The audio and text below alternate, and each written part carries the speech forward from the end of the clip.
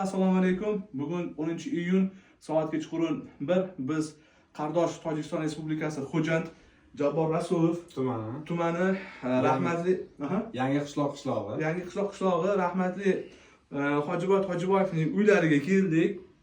Yonimda Bekmurod aka, Tojiboyev aka bir so'z aytsangiz, odamlar ishonmaydi menga hozir. Havola boqish kelsalar.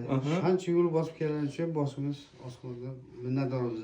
Xo'p. Akamning muxlislariga, tanigan bilganlarga hammasiga alangalik oilamiz nomidan salom yo'llaymiz.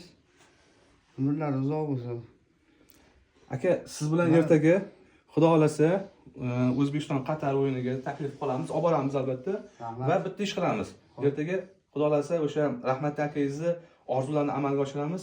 Stadionda o'tirib marojniy yeymiz, muzqaymoq yeymiz. Rahmat. Men atalash muzqaymoq sotib olaman-da, sizdan o'tirib muzqaymoq yeyib o'tiramiz.